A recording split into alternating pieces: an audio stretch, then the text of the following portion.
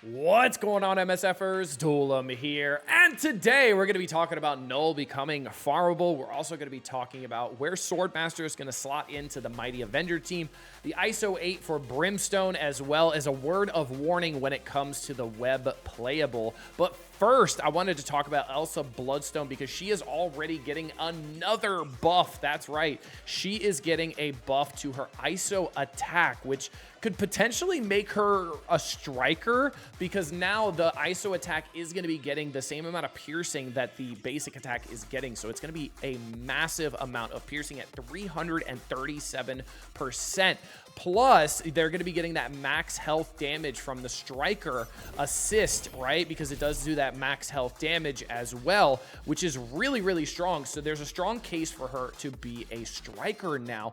But I did want to talk about a couple other topics before we go full in depth regarding the Brimstone team and their ISO-8. So the first topic is going to be Null into a store. So are we going to be getting Null into a store? What's going to be happening with that? What is going to be going on?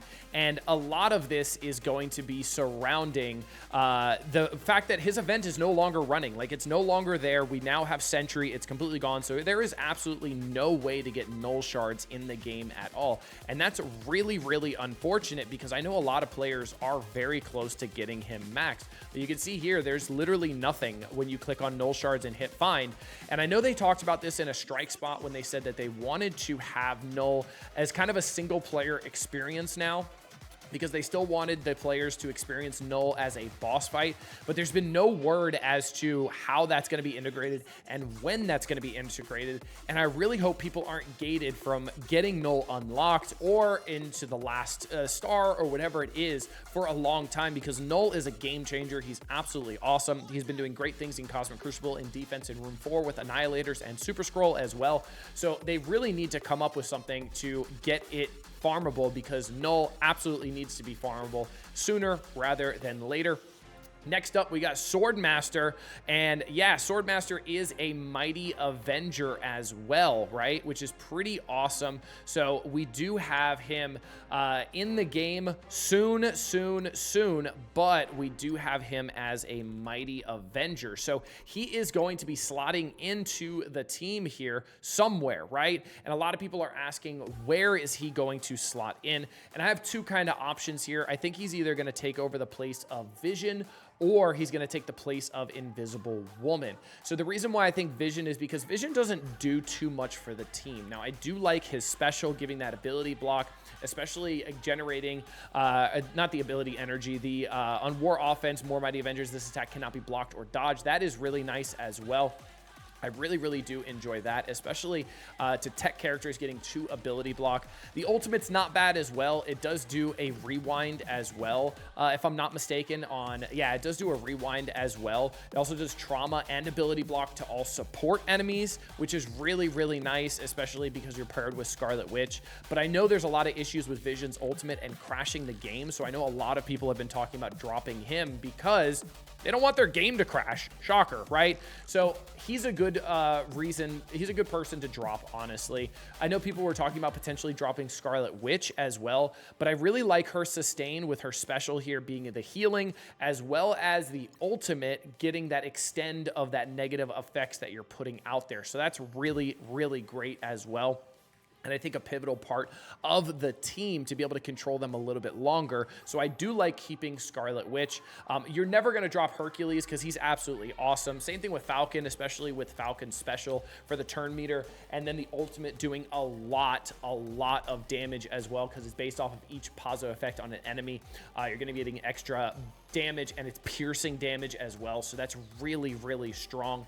And then I don't know about Invisible Woman. I think she could be a potential option to drop as well. She does give defense up on spawn, which is really, really helpful. She also gives that barrier, but She doesn't do too much outside of that. I do like the ultimate because the ultimate does do a stun, if I'm not mistaken. Yeah, it does do a stun as well with the most speed bar. So there's nothing wrong with that, right? But her passive isn't like essential to making this kit work. She just gives a little bit more survivability. And if you need more damage, you could definitely bring in Swordmaster instead of her because she's just bringing a little bit of sustain, right? She's just giving a little bit of defense up, stealth, all that kind of stuff, clearing negative effects when they drop below 30% health, that kind of stuff. So I think it's really going to depend on the fight you're going into, which I think is great, whether you drop Vision or you drop Invisible Woman, which is pretty similar to what we've been doing with Accursed, what we've been doing with Hellfire now, what we've been doing with, or not Hellfire, we've been doing with Accursed, we've been doing with Immortal as well with Rachel and Azazel, which I think is really, really great. I really enjoyed the choosing when it comes to that. And also we've been doing with Superior Sinister 6 as well as Insidious 6 now as well for quite a while, and I've really been enjoying that. So let's talk about ISO-8 for Brimstone. So a lot of people have been asking this, and the change to Elsa could change her ISO-8. So right now I have Raider on everybody. I know people have been talking about potentially putting Skirmisher on Damon, but I don't think it's worth it unless he's very low stars. Maybe where I'm at, you could put Skirmisher on him, but I still think Raider is absolutely awesome because he's got the attack all on the ultimate, kind of like an Icarus ultimate. He also has an attack all on the special as well, so I prefer him as a Raider. Now, I do have Heartless as a Raider as well. Now, when I get Living Mummy and Hellcat unlocked, I'm definitely going to be putting Striker on Living Mummy because he does get more heals based off of the ISO attack as well. So it's healing, or 15% of this character's max health. He's also doing piercing as well with the ISO attack, which is very interesting because it calls it out in the kit here. So I'm definitely going to be doing Striker on Living Mummy because those extra heals as well as the extra damage he's doing from that piercing is very, very nice. And then Hellcat, I'm kind of on the fence about Hellcat, right? So there's a lot of different things you could do with Hellcat here. She has a single target on the special. She's a single target, or no, she's a chain on the ultimate. So you could do Raider because of the AoEs, but I think I might end up doing Striker on her. But I really do like Raider on her as well because of the basic here. In War, if this character has 3 or more Brimstone allies, on crit, apply ability block. I was going to put Striker on her until they had this change to Elsa Bloodstone. Now, I'm going to put Raider on Hellcat and make sure that basic does put that extra ability block to make sure she is critting. And then I think Elsa is going to be my next Striker. So we're going to have Striker on Elsa because I know obviously attack primary target and adjacent on the ultimate there. The special primary is as well. And then the basic does do a lot of hits, which Raider does benefit from, right? But the amount of piercing that the basic is going to do now at 337, that's like half of a... what's Archangel's ult when he first came out, right? Like, that's nuts. Archangel's 700% piercing, really good. Same thing with Ultron. I think he's at 600% piercing. Really, really solid. So I think Elsa's going to be a Striker now because of that extra damage. And then you're going to have Raider on Damon, Raider on Strange because he's got that massive AoE with the ultimate, obviously. And then we're going to have Raider on Hellcat as well to make sure she's landing that ability block with the basic, and then Striker on Living Mummy to give him a little bit more sustain. So that's pretty much where I'm at with the ISO-8 for Brimstone, and I think that's going to be the best for right now based off of what we have and the change to Elsa Bloodstone, which is pretty big. So last up, the Web Crappable. That's right. Warning, FYI, okay, I jumped into a Cosmic Crucible attack, and as soon as the battle loads, pop-up window appears and a weird error message. I have to reload the game. When I come back in, it shows I have 2 to 3 attacks left, 2 out of 3 attacks left, and now I have no hope of winning this round. So general warning, apparently it's too soon to rely on the play on web feature, and I agree with this. If you watched my Crucible from round 1, I had a dropped fight because the game crashed, right? And I couldn't clear the room because the game crashed, and I was not able to essentially full clear because of that, because I was playing on the web browser. And I have had no issues going back to LD Player, which is what I was using previously, and I've had no issues whatsoever. I know Dorky Dad had an issue of the game crashing as well, and we've both kind of made public statements regarding playing on the web browser.